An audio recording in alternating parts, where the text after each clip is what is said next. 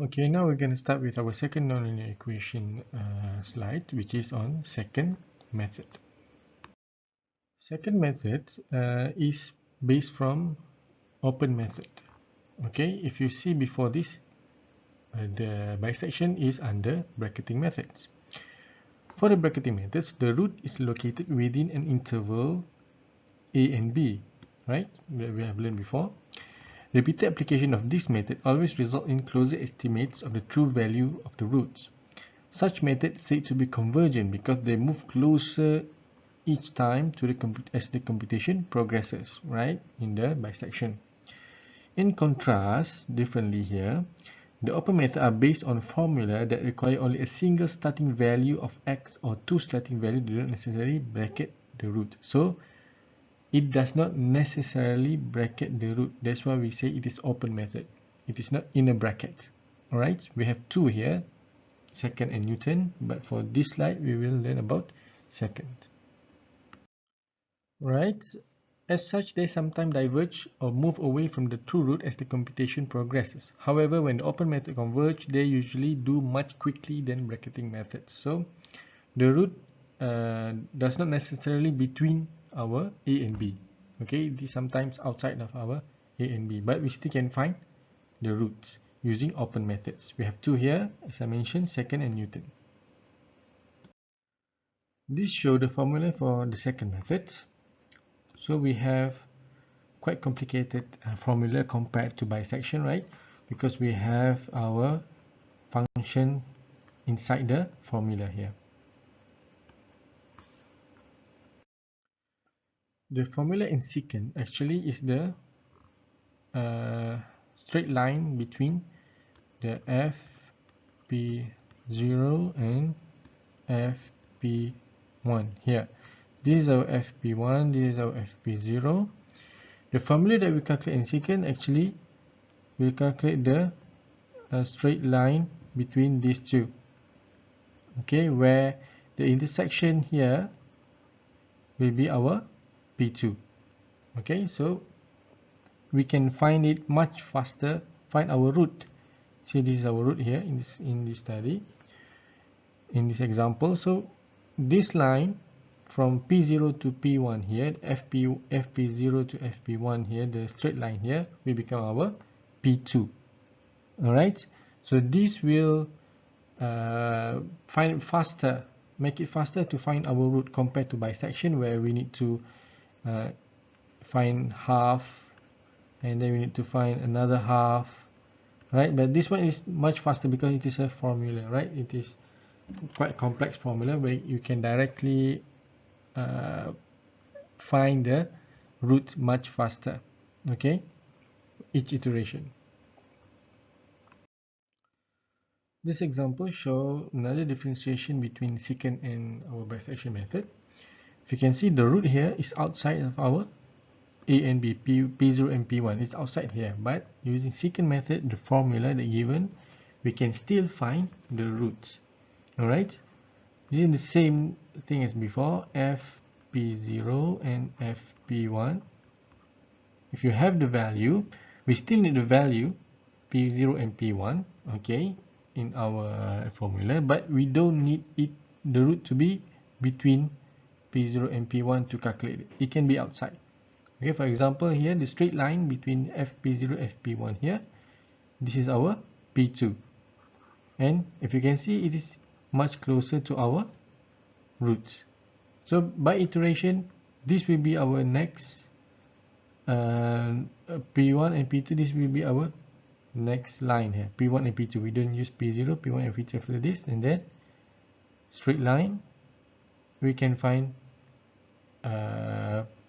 much closer to our root by each iteration. Right, another example here show how secant find the roots. Okay, for secant method we still need two values, cannot be one. We still need two values, same as our bisection method, two values in the beginning, but the difference here, we don't need root to be inside. Before this bisection, we need to calculate whether the root's inside or not. Now we don't need, we just need two values, and then based from the formula given in the second method, secant method, then you can find your next p, which is p2. Then for the next iteration, we don't use our p0, we will use our p2 and p1 to find our next line where we will find our p3. Then after we find our p3, we don't use our p1, we use our line p2 and p3 to find our next p4. Okay, then we don't use our p2, then we use a p3, p4 to find our p5 until we get closer to our roots. And how to stop? Again, it's same as previously in our bisection. We need to determine our error, right? If it is less than our error, the result is less than our error, then we can say that it is satisfied. This is numerical method. We cannot exactly get the roots, so we can get the approximation based on our accuracy of our error. Okay? Since we do not use bracketing, right, so we don't have interval to calculate for our convergence criteria. We only have two criteria here. The first one is the p, the value of pn minus 1, less than our error, and then the function of p. If it's less, if these two, either one here is less than our error, then we can make it as our answer. Right? We don't have interval here for secant.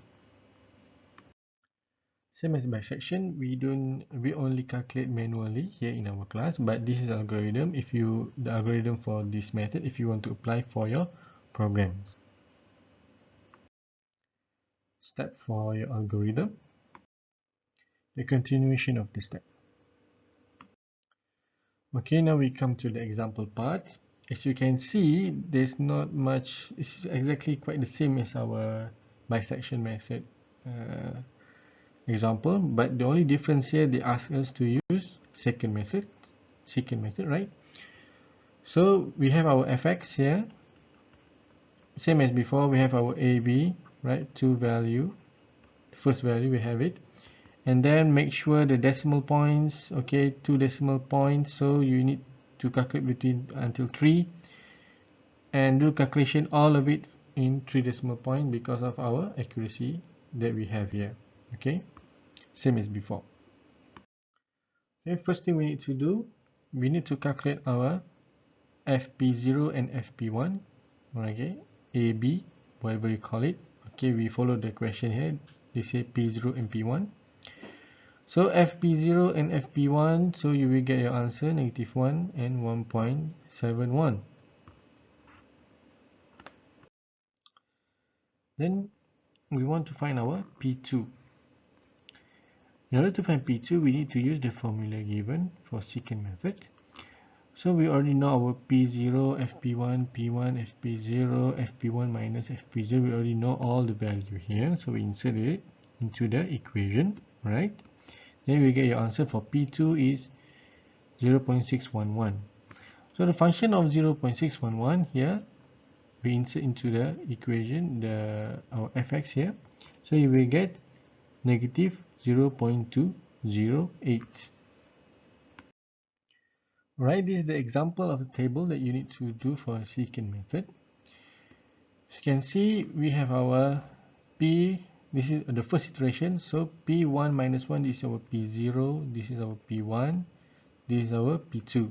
Right, we already calculated this before, the p2 and the fp2, which is negative 0.208. So for the next iteration, this one will, for the second iteration here, p1 here will be used alongside with p2 to find our p3. Okay, then this is our p3 value. Then for our third iteration, p2 will be used alongside with p3 to find our p4. Okay, this is easier than our bisection method, where we need to manually find which one we need to use after we divide it. Okay, but for this one, we just use the recent number here. Let's say the first one p0 and p1, find p2. The next iteration P1, P2, find P3. The next iteration P2, P3, find P4. Okay, so we check, remember we need to check between these two, the P interval, these two and these two, and also we need to check the value of FP, right, in order to stop our calculation. Here we find that FP4, here P4, FP4 0.002 is less than our 0.05. This is our error here.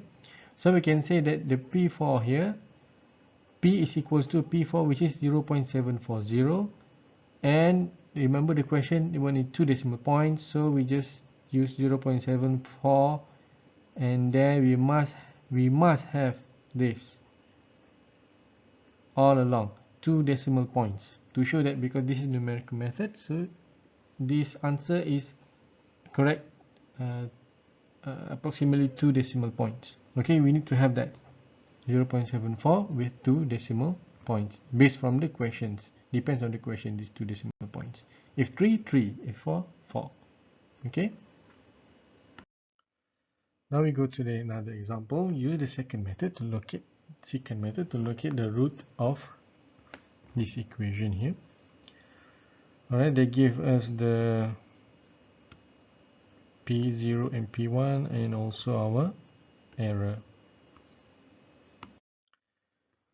Alright, we already got our P0 and P1 based from the question, and then we can find our function for our P0 and function for our P1, because we need it for our equation, to calculate in our equation.